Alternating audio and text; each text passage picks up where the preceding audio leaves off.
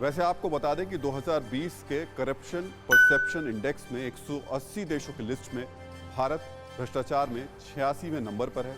आपको ये भी बता देते हैं कि इस लिस्ट के हिसाब से दुनिया के 5 सबसे ईमानदार देश कौन से हैं। इसमें पहले नंबर पर डेनमार्क है, दूसरे नंबर पर न्यूजीलैंड है, तीसरे नंबर पर फिनलैंड, चौथे नंबर पर सिंगापुर और नंबर 5 पर स्वीडन।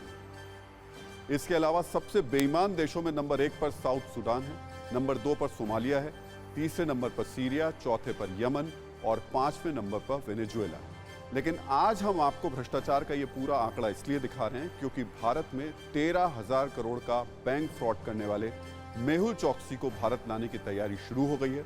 देखिए ऑपरेशन मेहुल चोकसी की इनसाइड स्टोरी। मेहुल चोकसी भारत का वो भगोड़ा जिसने देश के बैंकों को करीब 13,500 करोड़ का चूना लगाया, जो हिंदुस्तान के आम लोगों की गाड़ी कमाई को लूटकर 3 साल पहले करीब 14,000 किलोमीटर दूर एंटीगा भाग गया। मगर इस शातिर भगोड़े मेहुल चोकसी की एक चाल ने उसे दूर देश में भी कानून के जाल में फंसा दिया है और अब उसके भारत वापस आने का रास्ता भी खुल रहा है। सबसे पहले आपको बताते हैं कि आखिर पहले इंडिया का गुनहगार अब एंटीगा के लिए भी आरोपी क्यों बन गया है और वो डोमिनिक में कैसे गिरफ्तार हुआ। ये पूरा मामला समझने के लिए आपको हिंदुस्तान से करीब 14,100 किलोमीटर दूर डोमिनिका द्वीप चलना होगा, जो एंटीगा से भी महज 100 किलोमीटर के फासले पर है। करीब 72,000 की आबादी वाले इस छोटे से द्वीप पर मेहुल चोकसी को संदिग्ध हालत में हिरासत में लिया गया। डोमिनिका पुलिस के मुताबिक मेहुल चोकसी यहाँ समंदर किनारे कुछ कागजात बहा रहा था। जब पुलिस को उसकी हरकत देखकर शक हुआ तो उससे पूछताछ शुरू की गई, मगर चोकसी को कुछ जवाब देते नहीं बना, जिसके बाद उसे हिरासत में ले लिया गया। दरअसल 23 मई को मेहुल चोकसी एंटीगा से फरार हो गया था। एंटीगा के नागरिक बन चुके मेहुल को पुलिस लगातार तलाश कर रही थी। मेहुल चोकसी के खिलाफ इंटरपोल ने येलो नोटिस भी जारी कर दिया था, जिसके तहत एंटीगा के पड़ोसी देश डोमिनिका ने भी उसे डिटेन कर लिया। शुरुआती पूछताछ में ये बात सामने आई कि मेहुल चोकसी बोट से डोमिनिका पहुंचा था और यहां कुछ वक्त रुकने के बाद वो क्यूबा भागने की फिराक में था। हालांकि अभी ये पता नहीं चल पाया कि मेहुल चोकसी ने जो कागजात समंदर में बहाए वो क्या थे और कहीं उसका रिश्ता चोकसी की अगली चाल से तो नहीं है। इस बीच एंटीगा और बरबुडा के प्रधानमंत्री गैस्टन ब्राउनी ने डोमिनिका से अपील की है कि गैरकानूनी रूप से उनके देश डोमिनिका में प्रवेश करने के लिए चोकसी पर कार्रवाई करे और उसे एंटीगा को सौंपने के बदले सीधे भारत को भेज दे। दरअसल मेहुल चोकसी को एंटीगा के नागरिक के तौर पर कानूनी और संवैधानिक सुरक्षा हासिल है, जिसका फायदा वो अपने बचाव के लिए उठा सकता है। यही वजह है कि एंटीगा सरकार उसे डोमिनिका से वापस नहीं लाना चाहती। हालांकि मेहुल चोकसी को भारत वापस लाने में भी अभी कई मुश्किलें हैं, लेकिन एंटीगा सरकार की मदद से ये नामुमकिन भी नहीं है। भारत लाने में वाकई मुश्किलें हैं क्योंकि ये अपराधी अच्छी तरीके से जानते हैं कि प्रत्यर्पण को लेकर के कई तरीके के पेच होते हैं और इन्हीं पेचों का फायदा ये लोग उठाते हैं। एक आंकड़ा और देख लीजिए, पिछले 6 साल में भारत में 72 में से सिर्फ 2 आरोपियों को, ऐसे आरोपी जो कि विदेश में हैं, सिर्फ 2 का ही प्रत्यर्पण हो पाया। इसमें एक विनय मित्तल है जो 2018 में इंडोनेशिया से इसको लाया गया। विनय मित्तल पर 7 बैंक से 40 करोड़ के फर्जीवाड़े का आरोप है। और दूसरा सनी कालरा है, इसको ओमान मस्कट से सीबीआई मार्च 2020 में लेकर आई है। सनी कालरा पर 10 करोड़ के लोन फ्रॉड का आरोप। एंटीगा से क्यों भाग रहा था मेहुल चोकसी? डोमिनिका क्यों गया था मेहुल चोकसी? क्यूबा क्यों जाना चाह रहा था मेहुल चोकसी? क्या यूके, एंटीगा, डोमिनिका, क्यूबा जैसे देश आर्थिक अपराधियों के लिए सेफ हेवन है? मेहुल चोकसी की गिरफ्तारी के बाद ये तमाम सवाल फिर से उठ रहे हैं, क्योंकि 3 साल से भारत का भगोड़ा मेहुल चोकसी एंटीगा में छिपा हुआ था। जनवरी 2018 में मेहुल चोकसी भारत से फरार हुआ था। 15 जनवरी 2018 से वो एंटीगा में रह रहा था। एंटीगा की उसने नागरिकता भी ले ली थी। भारत की एजेंसियों के शिकंजे के बाद एंटीगा सरकार ने चोकसी की नागरिकता खत्म करने की कोशिश भी की थी, जिसके बाद चोकसी ने वहां की अदालत का रुख किया था, जिसके बाद मामला अटक गया था। भारत के दबाव की वजह से एंटीगा की सरकार मेहुल चोकसी के प्रत्यर्पण को तैयार हो गई थी। एंटीगा के प्रधानमंत्री गैस्टन ब्राउन ने मेहुल चोकसी की नागरिकता रद्द करने तक का आश्वासन दे दिया था। शायद इसी डर से मेहुल चोकसी एंटीगा से फरार होकर डोमिनिका पहुंचा। डोमिनिका से क्यूबा भागने की वो फिराक में था।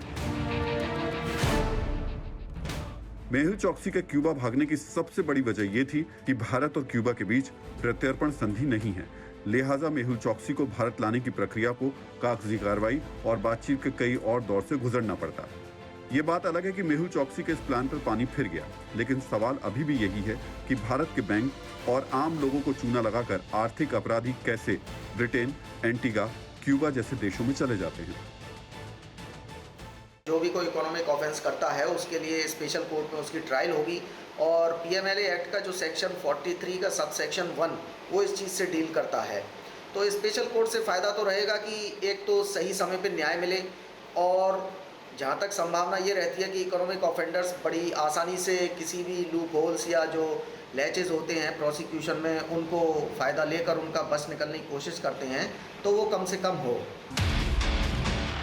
पिछली कुछ घटनाओं पर गौर करें तो भारत के आर्थिक अपराधियों के लिए सबसे सुरक्षित जगह ब्रिटेन है। मशहूर हीरा कारोबारी नीरव मोदी, शराब कारोबारी विजय माल्या, ललित मोदी करोड़ों का चूना लगाकर सालों से ब्रिटेन में दुबके हुए हैं। अभी तक तीनों में से किसी का प्रत्यर्पण नहीं हो पाया है, जबकि नीरव मोदी और ललित मोदी के प्रत्यर्पण की प्रक्रिया लंबे वक्त से जारी है। एक रिपोर्ट की माने तो साल 2013 से लेकर अब तक करीब 5,500 भारतीयों ने ब्रिटेन में शरण ली हुई है, जिनमें कई आर्थिक अपराधी भी हैं। आपको जानकर हैरानी होगी कि ब्रिटेन से अभी तक केवल एक भारतीय का प्रत्यर्पण हो सका है।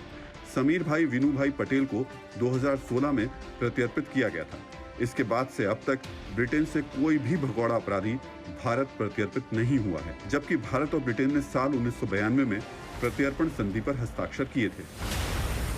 इन आर्थिक अपराधियों के बचने की एक वजह यह भी माना जा रहा है कि ब्रिटेन में प्रत्यर्पण प्रक्रिया काफी धीमी होती है।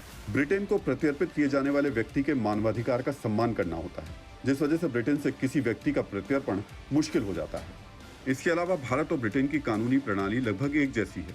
ब्रिटेन और भारत के कानूनी जानकार दोनों देशों के कानून को बहुत अच्छे से जानते हैं, लिहाजा प्रत्यर्पण कार्रवाई के दौरान कानूनी दावपेच का इस्तेमाल होता है, जिस वजह से कानूनी उलझनों के सहारे प्रत्यर्पण की प्रक्रिया लंबी हो जाती है।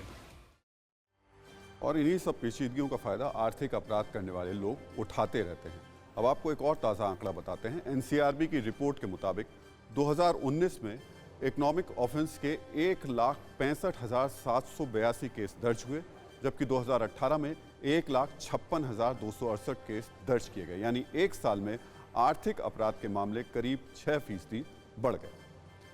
लेकिन इस सब के बीच अब आपको भारत के 5 बड़े आर्थिक अपराधियों के बारे में भी बता देते हैं। पहले नंबर पर इसमें नीरव मोदी है, जिस पर लगभग 13,000 करोड़ के घोटाले का आरोप है। दूसरे पर विजय माल्या, जो 9,000 करोड़ के घोटाले का आरोपी है।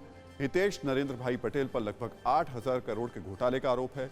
ललित मोदी पर 1,700 करोड़ और आशीष जोबुनपुत्रा पर 770 करोड़ के घोटाले का आरोप। हिंदुस्तान के आर्थिक अपराधियों की लिस्ट काफी लंबी है, लेकिन कुछ नाम ऐसे हैं जो फर्जीवाड़ा करने वालों की फहरिस्त में टॉप पर हैं। इनमें एक नाम है नीरव मोदी का, जो जनवरी 2018 से भारत से फरार है। नीरव मोदी पर बैंक से लगभग 12,000 करोड़ से ज्यादा की धोखाधड़ी का आरोप है। ये वही नीरव मोदी है जिसका मामा मेहुल चोक्सी है, जो हिंदुस्तान में डायमंड किंग से स्कैम किंग बन गया। फिलहाल नीरव मोदी ब्रिटेन की जेल में बंद है। नीरव मोदी के ब्रिटेन से भारत प्रत्यर्पण की प्रक्रिया जारी है। फरवरी 2018 में मुंबई के एक मजिस्ट्रेट ने नीरव मोदी के खिलाफ गैर जमानती वारंट जारी करने का आदेश दिया था। जून 2018 में इंटरपोल ने रेड कॉर्नर नोटिस जारी किया, जिसके बाद भारत ने ब्रिटेन के अधिकारियों से अगस्त 2018 में प्रत्यर्पण की मांग की थी। मार्च 2019 में नीरव मोदी को गिरफ्तार किया गया था। हीरा कारोबार से पहचान बनाने वाला नीरव मोदी मूल रूप से गुजरात का रहने वाला है। नीरव मोदी ने हीरे के कारोबार से अकूत संपत्ति जुटाई। नीरव मोदी साल 2010 में सुर्खियों में आया था, जब एक नीलामी में नीरव मोदी की कंपनी फायर स्टार डायमंड का गोलकुंडा नेकलेस 16 करोड़ 29 लाख में बिका था। साल 2016 की फोर्ब्स लिस्ट के अनुसार नीरव मोदी 11,237 करोड़ की संपत्ति का मालिक था। उस समय नीरव मोदी देश के सबसे रईस लोगों की सूची में 46वें नंबर पर था। भारत को करोड़ों का चूना लगाने वालों में एक नाम लिकर किंग विजय माल्या का भी है। विजय माल्या 2 मार्च 2016 से भारत से फरार है। माल्या पर 9,000 करोड़ के फर्जीवाड़े का आरोप है। फिलहाल भगोड़ा विजय माल्या ब्रिटेन में रह रहा है। मनी लॉन्ड्रिंग के केस में वांटेड है। माल्या के खिलाफ मुंबई में कई मुकदमे दर्ज हैं। भारत सरकार लगातार विजय माल्या के प्रत्यर्पण की कोशिशें कर रही है। फिक्र आपकी, सोमवार से शुक्रवार रात 9 बजे सिर्फ TV9 भारतवर्ष पर।